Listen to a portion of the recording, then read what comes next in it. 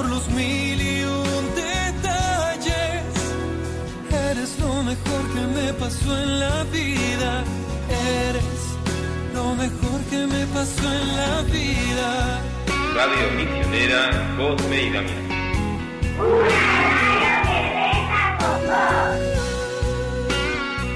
Desde Buenos Aires, Argentina, para la mayor gloria de Dios. Como gigantes que han vencido, tú y yo, haciendo un universo, aprendiendo a vivir. Gracias por los momentos que hemos compartido y simplemente por haber vivido. Todo hemos vencido. Gracias hasta el último suspiro. Eres lo mejor que me pasó en la vida. Eres lo mejor que me pasó en la vida.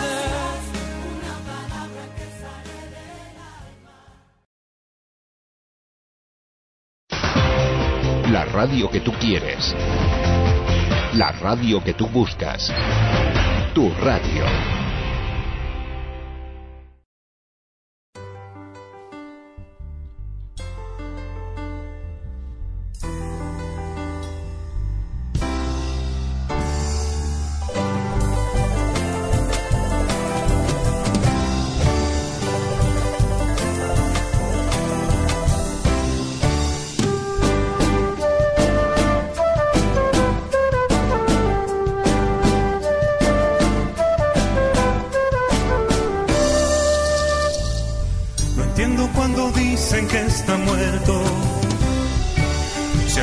Se escucha en el misterio de la fragancia limpia de los cerros o en medio de la milpa y del incienso.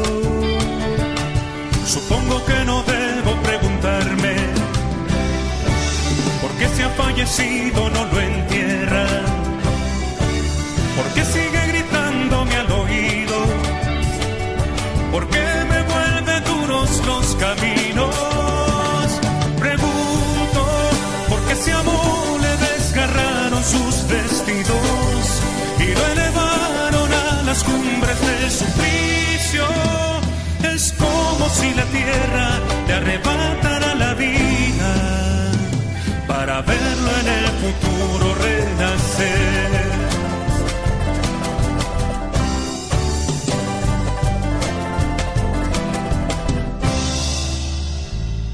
Lo veo en el encanto de los llanos, donde sembró semilla arando heridas. Lo veo caminando por los pueblos, gritando como voz en el desierto.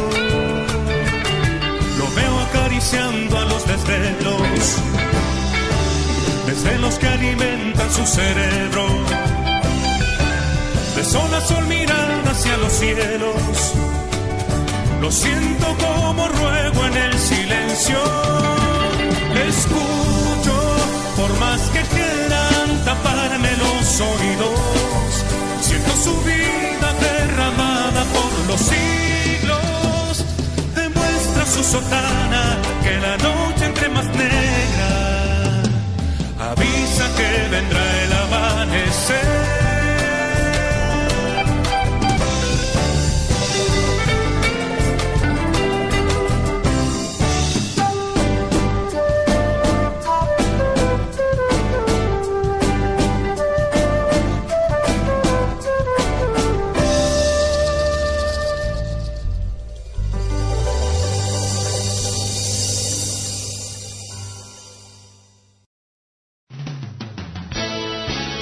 Y ahora en tu radio...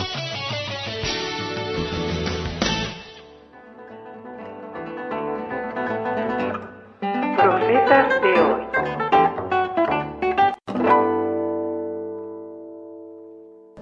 Óscar Arnulfo Romero, nacido en 1920, hijo de un carpintero de pueblo, fue ordenado sacerdote en Roma en 1946 por el Papa Pío XII, después de haber dirigido 3 años la Iglesia Católica de la República de El Salvador. Si para sus partidarios Monseñor Romero es un santo, para sus detractores un subversivo, un comunista. El arzobispo es calificado de voz de los que no tienen voz. Y sus homilías y sermones dominicales en la Catedral de San Salvador se tornan en símbolos de la resistencia contra el régimen militar. No tenía unos guardaespaldas, un pequeño ejército que lo cuidara. No era un hombre peligroso y sin embargo le tenían muchísimo miedo a Monseñor Romero, solo porque decía la verdad.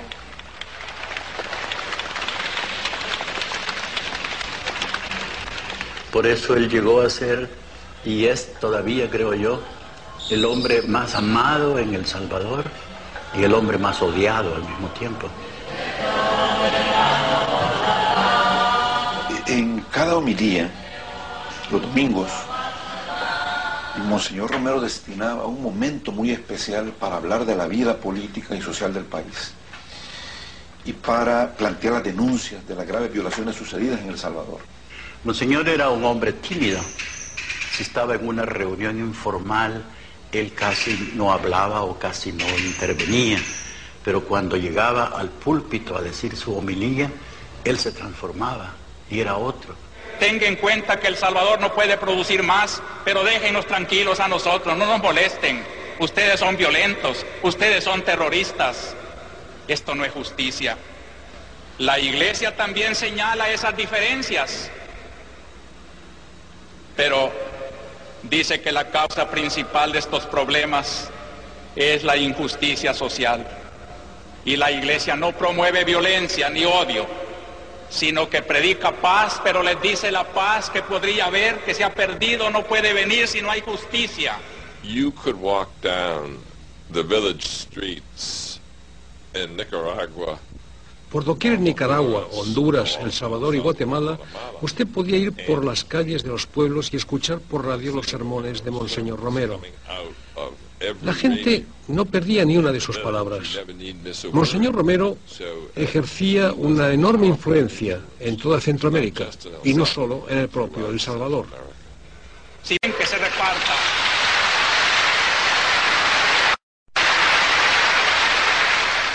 Había momentos de alegría, de euforia, de esperanza, de dolor, de indignación. Pero también, en definitiva, después de cada homilía, había un fortalecimiento de la conciencia de todos los que ahí estábamos. Habían aplausos, habían interrupciones a cada frase de Monseñor Romero, a cada frase de denuncia, a cada llamada a la conciencia de la ciudadanía, a la solidaridad con las víctimas. El gobierno, la Fuerza Armada desmentía las denuncias de Monseñor Romero, pero las denuncias tenían pruebas, siempre tenían pruebas, y las pruebas venían de las investigaciones que se hacían en la Oficina de Derechos Humanos del Arzobispado. Teníamos testimonios, teníamos denuncias, teníamos evidencias, y los muertos estaban ahí. Es decir, nadie inventaba los muertos, nadie inventaba los desaparecidos, los torturados.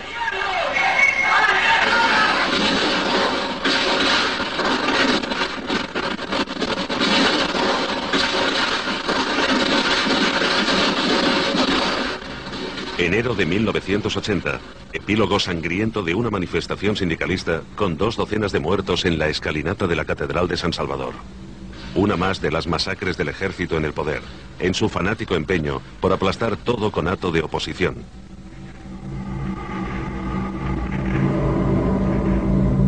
Y he aquí la respuesta. Entierro con honores estatales de un general que fue baleado por un comando guerrillero. Las llamadas 14 familias dominaron y explotaron El Salvador a lo largo de 30 años, tal como si el pequeño país centroamericano fuera una hacienda de su propiedad, con la bendición de la Iglesia Católica. De ahí que la oligarquía salvadoreña considerase que las homilías, sermones y declaraciones de prensa de Monseñor Romero fueran verdaderos llamados a la revolución y a la lucha contra Dios y la patria. Pues la razón siempre creo que le hemos señalado es la injusticia social. El aferramiento a mantener privilegios que ya no se pueden mantener porque el pueblo está muy concientizado y tienen que convencerse de que hay que cambiar de raíz todo el sistema. El mantenimiento de ese sistema con el poder del dinero que se pueden pagar también fuerzas militares.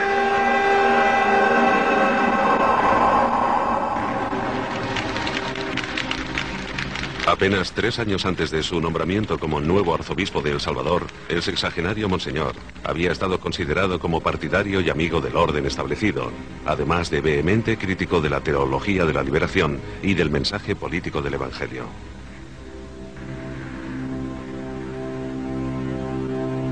Él tenía una teología muy tradicional y muy conservadora en ese momento, y su afán era defender la ortodoxia católica en el país, y tuvo aún algunos encuentros difíciles con algunos grupos de sacerdotes con quienes él no comulgaba en sus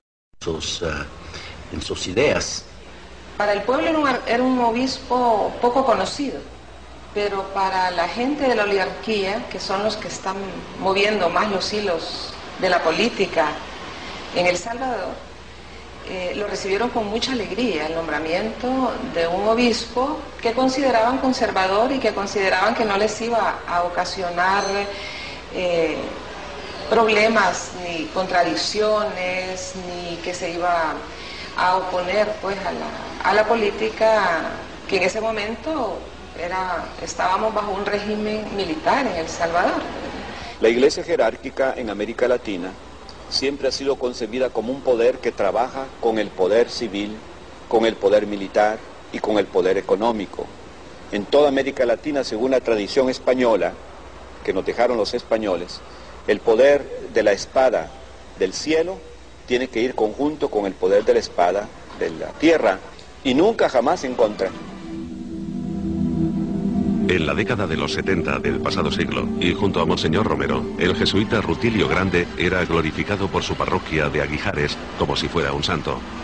Era un sacerdote de la nueva generación de religiosos comprometidos políticamente. El sacerdote Grande fue quien organizó la resistencia contra los varones del azúcar, que parapetándose tras los fusiles de los ejércitos privados y de los militares, tiranizaban a los trabajadores del campo. En esta carretera fue donde en 1977 fue asesinado el jesuita Rutilio Grande. Las balas destinadas a él acabaron también con la vida de un niño y un anciano, que accidentalmente acompañaban al sacerdote. El religioso conservador que era Óscar Romero había discutido muchas veces con el jesuita rebelde, hasta que el asesinato acabó por abrirle los ojos a la realidad política de su país.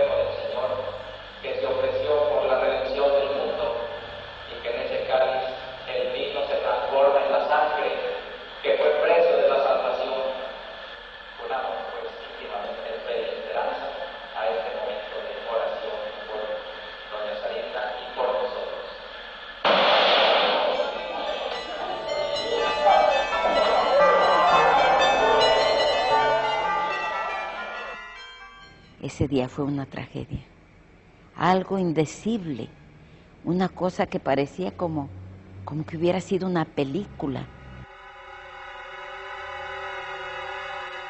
Después que ya no pude ver a nadie de los criminales, me dirigí a Monseñor para ver en qué lo podía auxiliar, pero era imposible.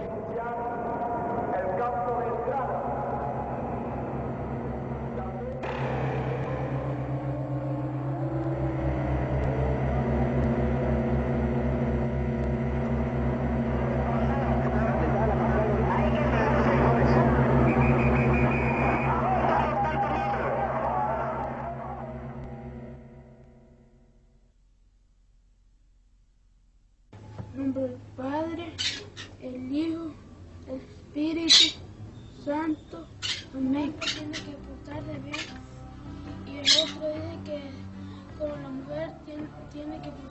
Él lo dice.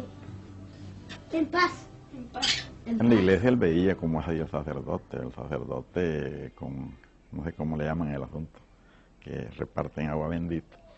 Entonces él se reunía, tenía su grupo de amigos, hipotes, y entonces él, siempre el líder, ¿verdad? Y él es el sacerdote.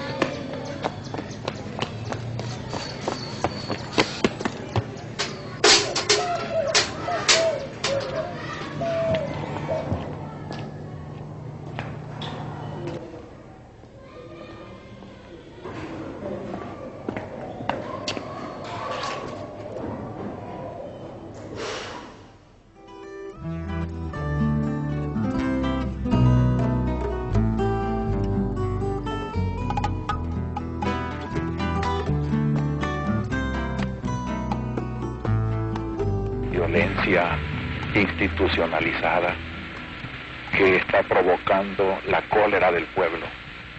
Allí se ve pues una violencia que es de la derecha, que es mantener sus privilegios, mantener la opresión, y los oprimidos por otra parte que reaccionan.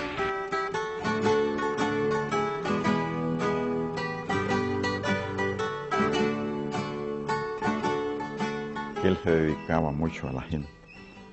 Él todo para la gente, nada para él, pero todo para la gente.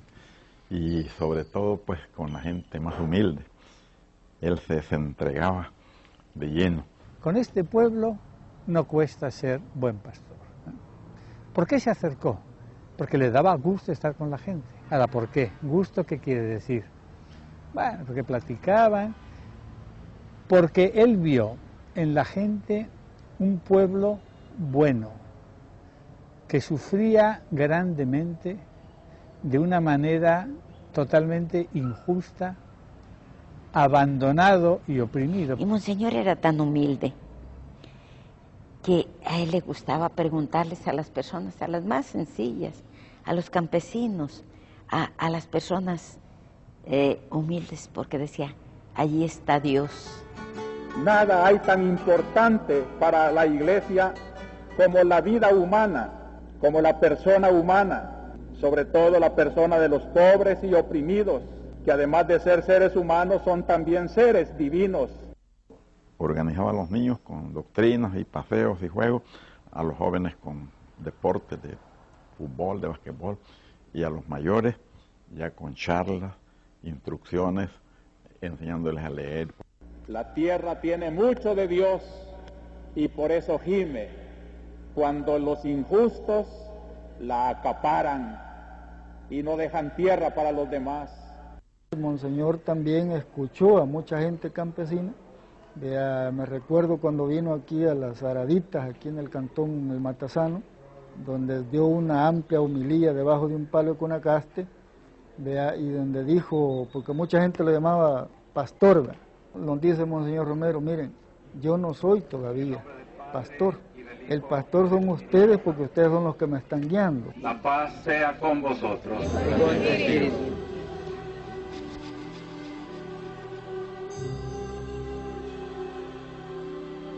Cuando se dio el entierro de Rutilio Grande, fue un mensaje tan lleno de amor y de esperanza también de parte de Monseñor Romero, ya que Rutilio se había convertido directamente como en un mensajero que le transmitió a él de todo el sentir y el pensar de la población en el campo. La sangre tan dolorosamente derramada de este querido hermano, el padre Rutilio, junto con sus dos.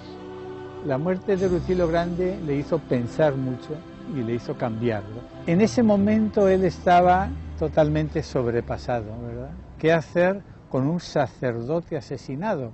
Y recuerdo que al final de la misa se quedó con el superior de los jesuitas, el padre César Jerez, con nosotros, y cuando pasaba la gente les decía, quédense, quédense.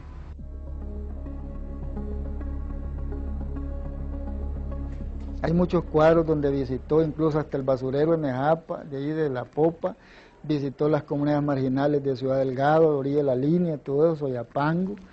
Monseñor se metió. Precisamente el servicio que el obispo da está en función del pueblo, que yo creo que el obispo siempre tiene mucho que aprender de su pueblo, y precisamente en los carismas que el Espíritu da al pueblo, el obispo encuentra la piedra de toque de su humildad y de su autenticidad. Pues lo que predico siempre, que esta es la evidencia de lo que estoy diciendo, la injusticia social, la injusticia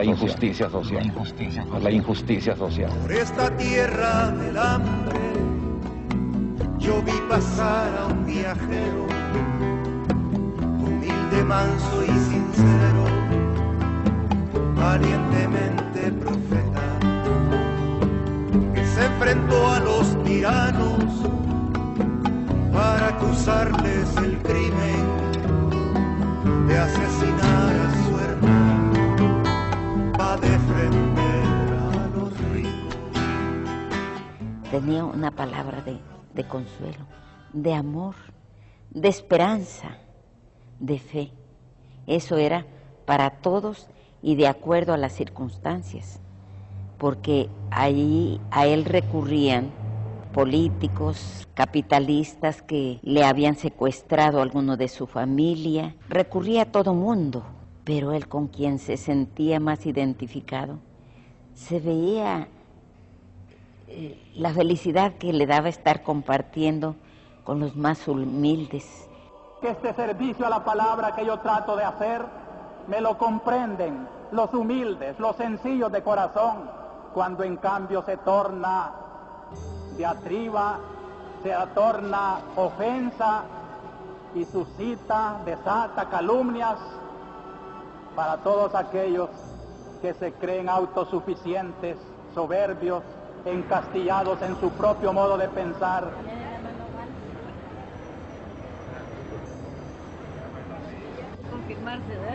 Y denunciamos la violencia en todas sus formas, porque aunque hay veces que la violencia es justa, cuando se han agotado los medios.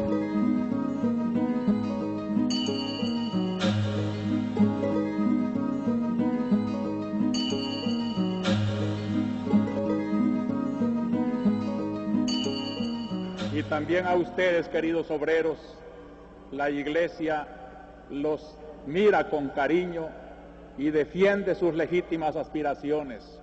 Y aboga la Iglesia por una existencia digna de la persona humana, especialmente en lo que se refiere al derecho de una vivienda y de una justa remuneración. Monseñor no era una línea que él se inventaba. Eso era lo que Dios le iluminaba, y él se asesoraba por los documentos emanados del Vaticano, de Puebla.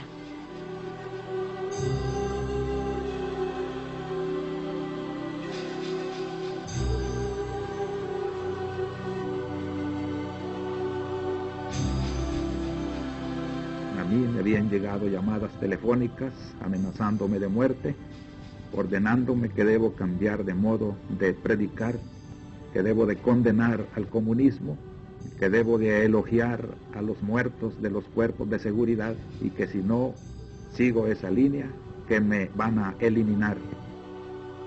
Lo cual comprendo que son como amenazas psicológicas para detener una voz que siente en conciencia que no se puede callar, para hacer luz en medio de tantas confusiones e intereses bastardos.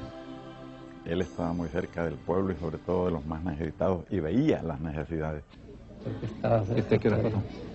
Yo pasé como a las 5:30.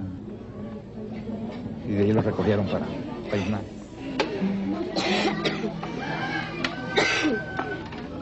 Dios va conmigo, y si algo me sucede, pues estoy dispuesto a todo. Quienes creen que mi predicación es política, que provoca a la violencia, como si yo fuera el causante de todos los males en la República, olvidan que la palabra de la Iglesia no está inventando los males que ya existen en el mundo.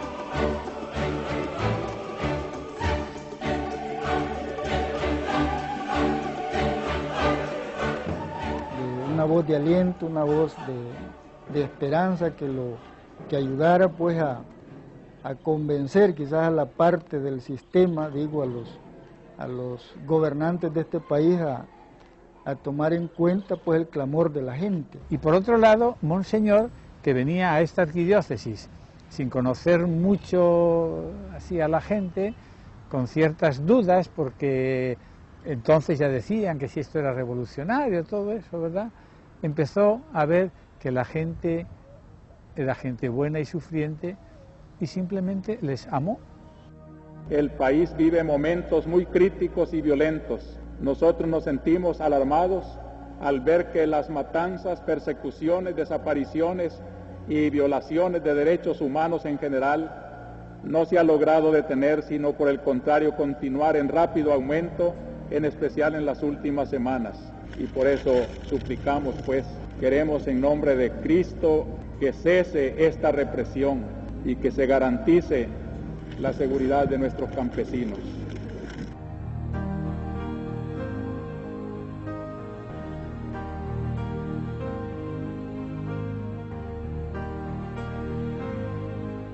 Él me dijo después de que el tiempo más feliz de su vida había sido en Santiago María. Porque él tenía libertad de si le gustaba, nos íbamos a los cantones, a las fincas, él se sentara en el suelo, en una hamaca, y que le servían agua en un huacal de morro porque no había vidrio, ya, de ahí es feliz. Si se tuviera en cuenta que las fincas, las haciendas, los ganados, las cosas, Dios les está dando el ser, no se usaran como instrumentos de explotación, no se usaran con injusticia y con egoísmo. Y a nosotros realmente como campesinos explotados, oprimidos, humillados, entendimos el mensaje. Cuando en la Sagrada Escritura dice, bueno, Jesús era el hombre de pensamiento nuevo. Y Jesús habla de que, bueno, la tierra es para todos, lo que hay en un país es para todos. Siempre que se predica la verdad contra las injusticias, contra los abusos, contra los atropellos, la verdad tiene que doler. La iglesia es la sal del mundo y naturalmente que donde hay heridas tiene que arder esa sal. Él decía que era la voz de los sin voz, con aquellos que nadie les escuchaba ni nadie les comprendía. Entonces él era un padre tierno, una madre tierna para cada uno de sus hijos.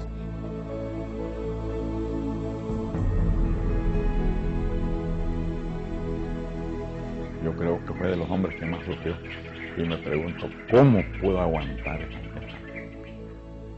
esa presión sobre sus hombros? Yo siento que tenía gran grado de sensibilidad humana, de humildad, ¿ya? En el cual se dejaba ver pues la esperanza de este pueblo también. Para él fue mayor el sufrimiento durante sus 3 años de arzobispo especialmente. Ese fue el calvario más grande, ese fue el martirio más doloroso.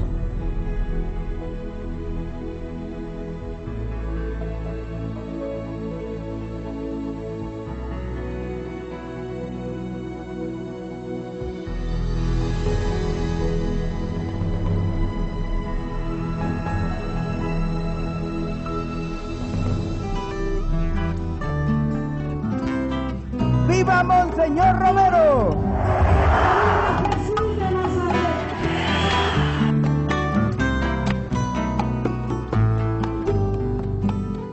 De un pueblo que eran como ovejas a quien les habían matado a los pastores y que los lobos iban tras ese pueblo, miraron alrededor, vieron a Monseñor Romero les miró, y si se me permite así, y en ese intercambio de miradas del pueblo y de Romero, ahí se generó algo hasta el final.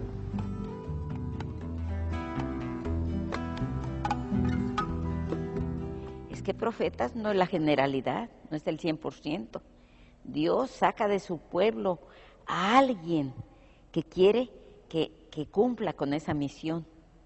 no todos somos para eso. Y este hombre que murió hace 25 años, yo veo que cada vez hay más deseo de conocerlo. Pero su voz de justicia no, y le impondrán el silencio, pero la historia no callará, y le impondrán el silencio, pero la historia no callará.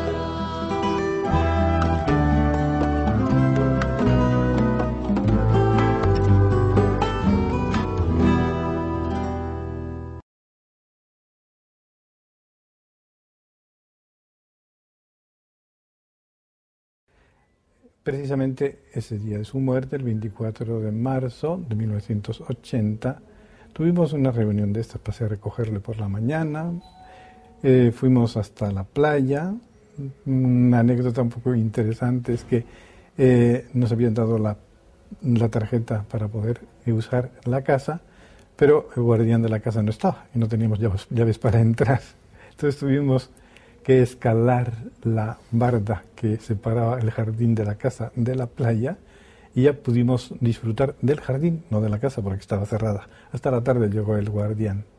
Pero fue entonces una reunión muy extraordinariamente amable y además incluso con estas características de sencillez y hasta de pobreza, podemos decir así, porque estuvimos sentados en el suelo a la sombra de unas palmeras, estudiando un documento que él había llevado y después almorzando. El grupo era pequeño porque lo habíamos aplazado a petición de él el día de la reunión, pero de todas maneras los temas fueron muy sacerdotales.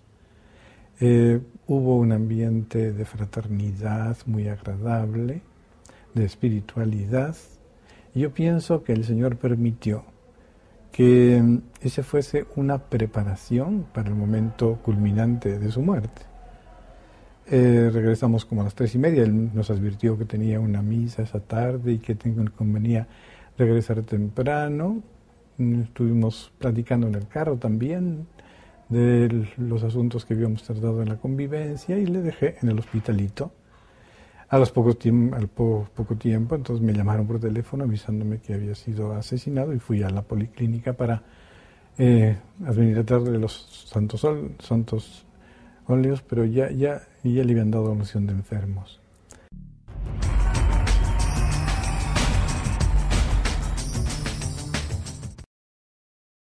Dios va conmigo y si algo me sucede, pues estoy dispuesto a todo.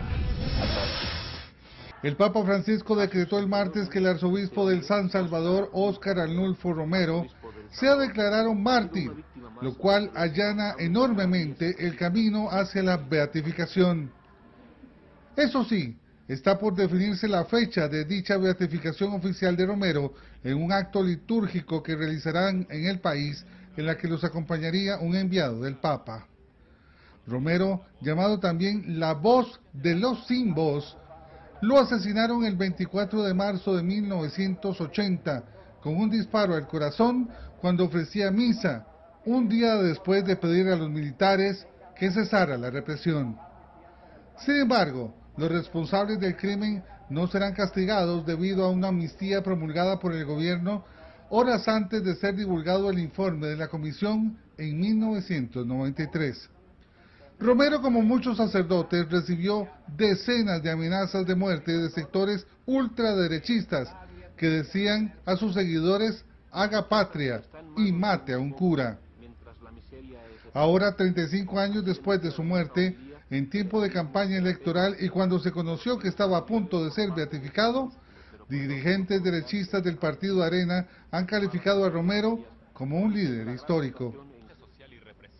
La causa de la beatificación estuvo bloqueada durante años por temor a una asociación con la teología de liberación, un movimiento al que Romero nunca perteneció y que ahora aboga por darle prioridad a la atención de los pobres.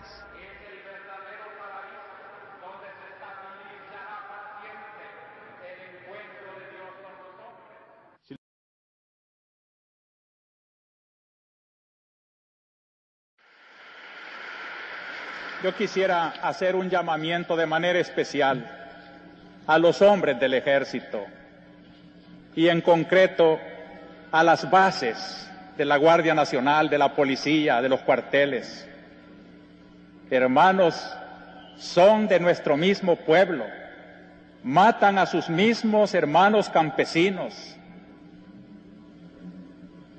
Y ante una orden de matar que dé un hombre, debe de prevalecer la ley de Dios que dice no matar.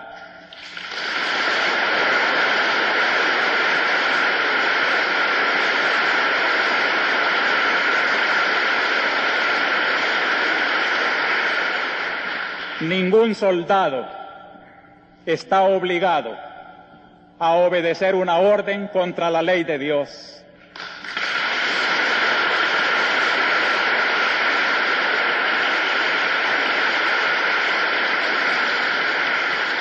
Una ley inmoral, nadie tiene que cumplirla.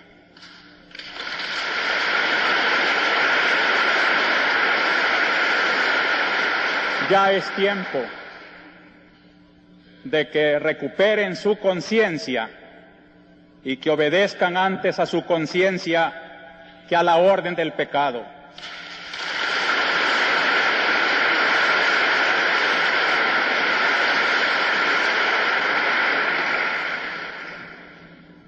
La Iglesia, defensora de los derechos de Dios, de la ley de Dios, de la dignidad humana, de la persona, no puede quedarse callada ante tanta abominación. Queremos que el gobierno tome en serio que de nada sirven las reformas si van teñidas con tanta sangre.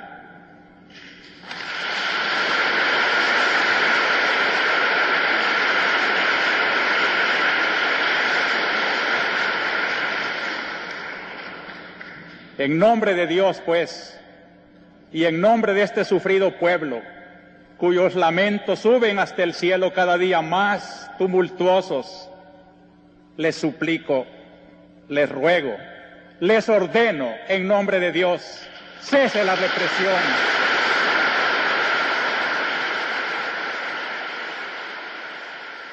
Yo quisiera hacer un llamamiento de manera especial a los hombres del ejército, y en concreto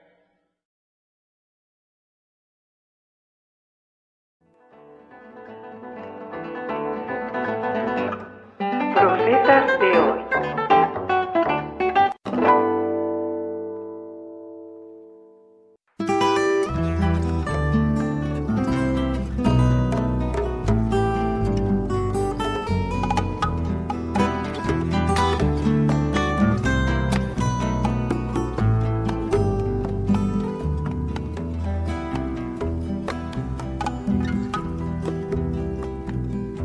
Esta tierra del hambre, yo vi pasar a un viajero, humilde, manso y sincero, valientemente profeta, que se enfrentó a los tiranos para acusarles el crimen de asesinar a su hermano, para defender a los ricos.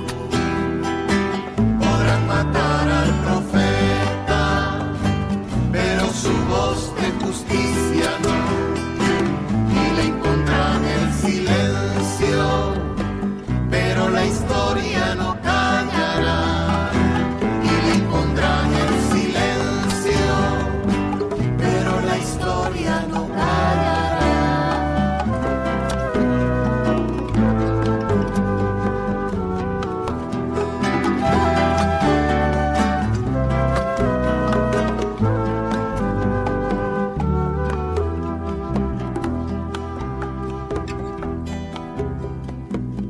Su evangelio en la mano, Monseñor Romero quiso hacer justicia y la hizo, pero no gustó al villano, porque su voz fue el aliento que defendió al campesino, iluminando iluminando el camino, la libertad de este pueblo. Podrán matar al profeta, pero su voz de justicia no, y le impondrán el silencio, pero la historia no callará, y le impondrán el silencio, pero la historia no callará.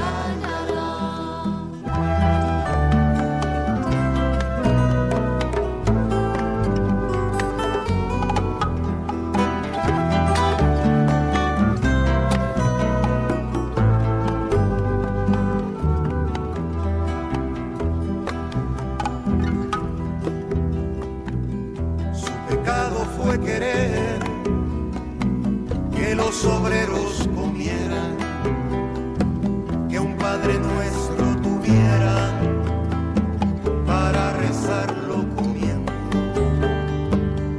Cuando Dios no hace justicia, porque no entienden los ricos, de los pobres sale el grito que aprendieron del profeta.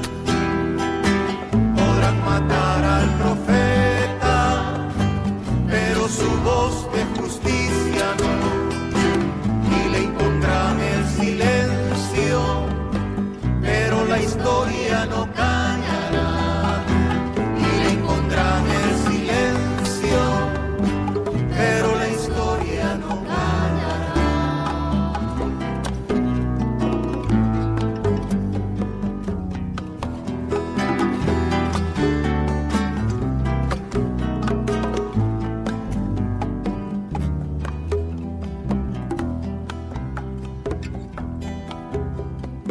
Su muerte no es coincidencia, deben temblar los tiranos, son ellos los que en sus manos llevan la mancha del crimen, y toda la oligarquía, torpes de tanta demencia, han firmado su sentencia, comienza ya su agonía. Podrán matar al profeta, pero su voz de justicia no, y le impondrán el silencio, pero la historia no callará, y le impondrán el silencio, pero la historia no callará.